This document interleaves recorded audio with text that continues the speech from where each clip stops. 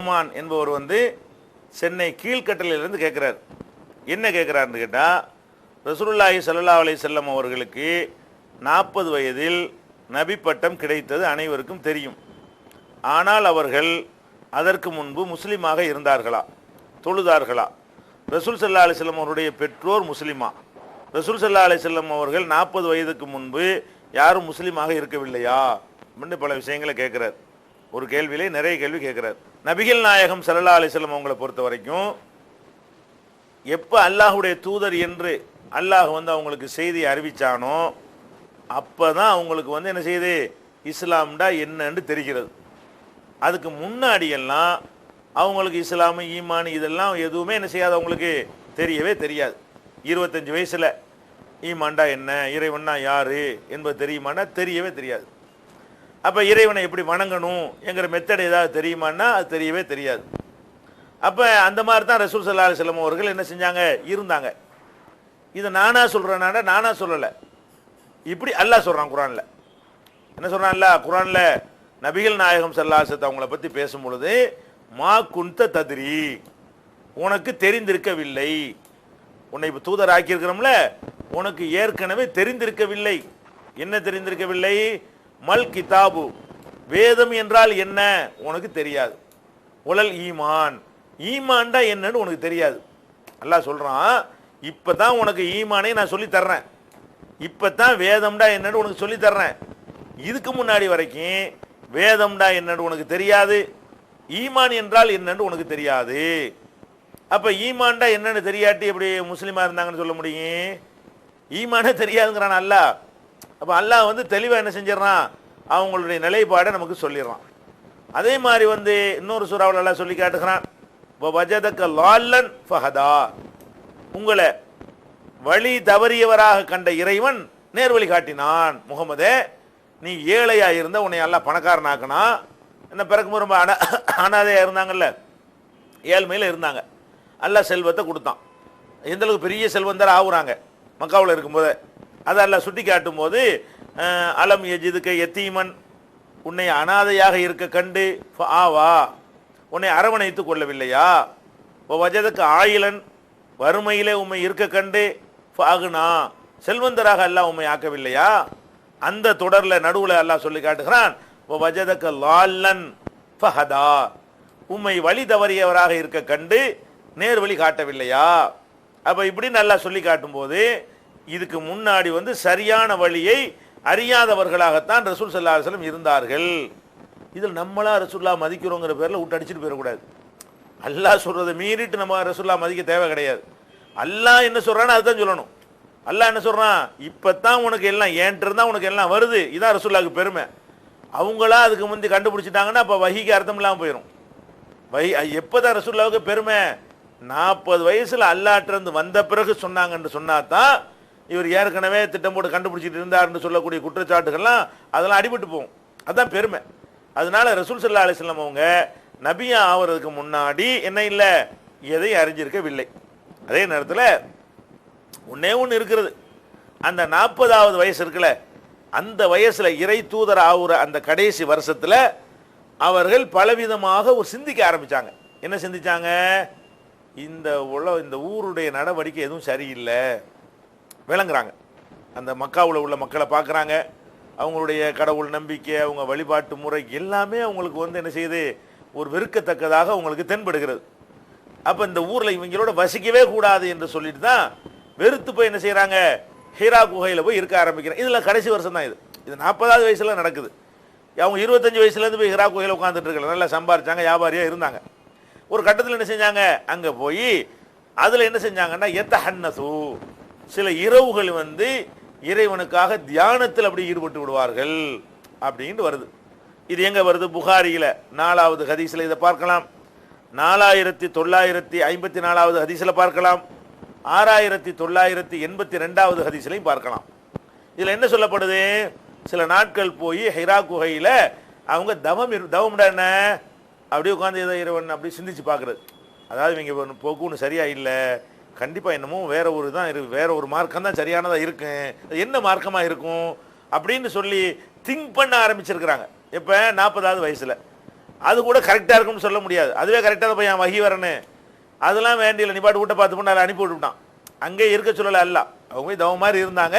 சரி வந்த வரைக்கும் சரி நீ தேட ஆரம்பிச்சிட்ட, நல்ல வழி எதுன்னு தேட ஆரம்பிச்சிட்ட, உனக்கெல்லாம் கண்டுபிடிக்க இயலாது, நான் வழிகாட்டுறேன் அப்படின்னு அல்லாஹ் வந்து முன் வந்து என்ன செஞ்சுதான் மார்க்கத்தை கொடுத்த உடனே அதுக்கு பிறகு அங்கே மக்களோட இருக்கும் பொழுதே மார்க்கம் வர ஆரம்பிச்சிருச்சு. அப்போ அதுக்கு முந்தி மூமினா பிறந்தாங்க அப்படி இப்படிலாம் இதெல்லாம் சொல்வது கப்சா, குரானுக்கு மாற்றமானது. குரான் மறுத்தா தான் இதெல்லாம் நம்ப இயலும். அதனால் அல்லாஹ்வுடைய எந்த குரானை ரசூல் ஸல்லல்லாஹு அலைஹி வஸல்லம் கொண்டு வந்து தந்தாங்களோ அதை மதிக்க கற்றுக்கொள்ளணும். அதனால ரசூல் ஸல்லல்லாஹு அலைஹி வஸல்லம் அவங்க வந்து 40 வயசுக்கு முன்னாடி அவங்க வந்து தொழுதாங்க அப்படிலாம் எந்த ஆதாரமும் கிடையாது. 40 வயசுக்கு முன்னாடி நோன்பு வச்சாங்க அதெல்லாம் கிடையாது. வேணா அந்த ஊர் வழக்கத்தில் என்ன செஞ்சாங்களோ அதை வேணா செஞ்சுருப்பாங்க, இருக்காட்டு நமக்கு இல்லை. ஆனால் அந்த கரெக்டான பாதையை தெரிஞ்சிருந்தாங்களான்னு கேட்டால் இல்லைன்னு தான் சொல்லணும். இல்லைன்னு சொன்னால் தான் குரானை நம்புறது ஆகும். இதை விளங்கிக்கணும். அடுத்து என்னன்னு கேட்டால் அவங்களுடைய பெற்றோர்கள் வந்து முஸ்லீமா அப்படின்னு கேட்குறாங்க. நபிகள் நாயகம் ஸல்லல்லாஹு அலைஹி வஸல்லமே ஈமான்டா என்னன்னு தெரியலன்னா பெற்றோருக்கு எப்படி ஈமான்டா தெரியும்? இந்த வசனத்துக்குள்ளே இது அடங்கிருதே. அடங்கினாலும் தெளிவாகவும் சொல்லப்பட்டிருக்கிறது. என்ன சொல்லப்பட்டிருக்கிறது? ஒரு தோழர் வந்து என்ன செய்வார், நபிகள் நாயகம் ஸல்லல்லாஹு அலைஹி வஸல்லம் அவங்கள்ட்ட வந்து கேட்பார். என்ன கேட்பார்? என்னுடைய தகப்பனார் எங்கே? அவர் இறந்துட்டார். தகப்பனார் இறந்து போன தகப்பனாரை பற்றி ரசூல் ஸல்லல்லாஹு அலைஹி வஸல்லம் அவங்கள்ட்ட அவர் கேட்பார். என்ன கேட்பார்? என் தகப்பனார் இப்போ சொர்க்கத்தில் இருக்கார் நரகத்தில் இருக்கிறாரா?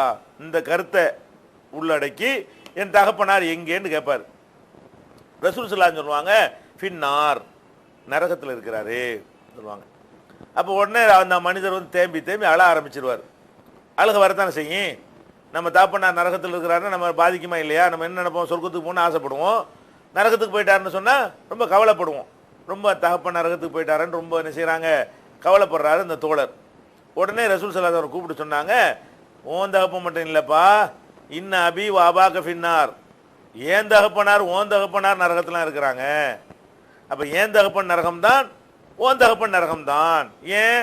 அவங்களாம் இந்த சரியான மார்க்கத்தில் இருக்கல. இப்போ இருக்கல அந்த மார்க்கம், அவங்க தப்பான என்ன செஞ்சாங்க கொள்கையில் அவங்க இருந்தாங்க அப்படின்னு சொல்லி எங்கள் வாப்பாவும் உங்கள் வாப்பாவும் ஒன்று தான் சொல்லிவிட்டாங்க. இப்போ தெளிவாகவும் சொல்லப்பட்டுருச்சு இல்லையா? அதே மாதிரி வந்து நபிகள் நாயகம் ஸல்லல்லாஹு அலைஹி வஸல்லம் அவங்க தாயாருடைய அடக்க ஸ்தலத்துக்கிட்ட போகிறாங்க. அதை போகும்போது என்ன செய்கிறாங்கன்னுட்டா அவங்களுக்கு மனசில் தோணுது, நம்ம தாயார் அடக்க ஸ்தலத்தை போய் நம்ம உள்ளே போய் பார்த்தோம்னு சொன்னால் அது அல்லாஹ் வந்து ஒத்துக்குருவானா ஒத்துக்கிற மாட்டானா என்று அவங்களுக்கு ஒரு எண்ணம் வருது.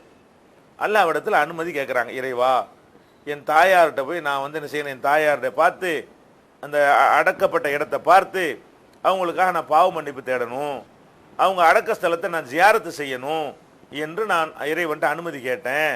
அல்லாஹ் என்ன பண்ணிவிட்டான், பாவ மன்னிப்பு தேடுறதுன்னு நான் கேட்டேன் இல்லையா, அதுக்கு அனுமதி தரமாட்டேன்னு சொல்லிவிட்டான். ஆனால் போய் பார்க்க சொன்னாங்க இல்லையா, போய் பார்த்துக்க, உன் தாயார் அடக்கப்பட்ட இடத்த போய் பாரு வேணும்டா, ஓ இந்த இடத்துல எங்கள் அம்மா அடக்கம் செய்யப்பட்டாங்கன்னு பார்த்துட்டு வா, அதுதான் உனக்கு அனுமதிக்கப்படுமே தவிர உன் தாயாருக்காக வேண்டி பாவ மன்னிப்பு தேடுறேங்கிறீங்க அதுக்கு பர்மிஷன் கிடையாது அப்படின்னு ரசூல் ஸல்லல்லாஹு அலைஹி வஸல்லம் நினைச்சிட்டாங்க. இதை இப்படி அல்லாஹ் சொல்லிவிட்டான்னு நமக்கு சொல்கிறாங்க. இதெல்லாம் சஹீஹ் முஸ்லீமில் ஆதாரபூர்வமாக பதிவு செய்யப்பட்டிருக்கக்கூடிய ஹதீஸுகள். அப்போ நமக்கு என்ன விளங்குது, அப்போ தாயாருக்கு பாவ மன்னிப்பு தேடுவதற்கு அனுமதி கேட்குறாங்க, அல்லாஹ் வந்து அந்த அனுமதியை மறுத்துறான். இப்போ நம்ம சிந்திக்கணும், அல்லாஹ் வந்து பாவ மன்னிப்பு கேட்குறத யாருக்கு மறுப்பான்? பாவ மன்னிப்பு கேட்குறது அல்லாஹ் ஆர்வமூட்டவுள்ள செய்கிறான், எல்லாருக்கும் கேளுங்கன்னு சொல்கிறான், முந்தி உள்ள ஆட்களுக்கெல்லாம் கேளுங்கன்னு அல்லாஹ் உத்தரவு போடுறான். அப்படி உத்தரவு போட்டுக்கிற நான் அந்த ஒரு வசனத்துக்குள்ளே வர ரப்பனா ஃபிர்லனா, எங்களை மன்னிப்பாயாக, ஒல் இஹ்வானி நல்லதீன சபக்கூனா பில் ஈமான், ஈமானோடு எங்களுக்கு முன்னாடி போயிட்டாங்களே அவங்களையும் மன்னிப்பாயாக என்று அல்லாஹ் நமக்கு கற்றுத்தரும்போது ஈமானோட போனால் மன்னிப்பு கேட்கறதுக்கு அனுமதி மறுப்பானா? அல்லாஹ் மறுக்க மாட்டான். யாருக்கு மறுப்பான்? குர்ஆனை எடுத்து பார்த்தோம்னு சொன்னால் மா கானலின் நபி, நபிக்கு அனுமதி இல்லை, ஒல்லதீன் ஆமனும் மூமின்களுக்கும் அனுமதி இல்லை, ஐ யஸ்தக்ஃபிரூலில் முஷ்ரிக்கீன இணை கற்பித்தவர்களுக்கு பாவ மன்னிப்பு தேடுவது இவருக்கு அனுமதி இல்லை, இந்த சமுதாயத்துக்கு அனுமதி இல்லை, உளவுக்கானும் ஒளி குர்பா நெருங்கிய சொந்தக்காரங்களாக இருந்தாலும் சரிதான். அப்போ எவ்வளவு சொந்தமாக இருந்தால் வாப்பாவாக இருந்தாலும் அம்மாவாக இருந்தாலும் சரிதான், இணை கற்பித்து விட்டால் அவங்களுக்கு மன்னிச்சிடலான்னு கேட்கக்கூடாது. ஏன்? இணை கற்பிப்பவர்களுக்கு மன்னிப்பு இல்லைன்னு டிக்ளேர் பண்ணிட்டான்ல. பேச்சு மாறுதல் அல்லாட்ட கிடையாது. ஒரு விஷயத்தை டிக்ளேர் பண்ணிட்டா என்ன செய்யுது, அவ்வளவுதான் அவ்வளவுதான்.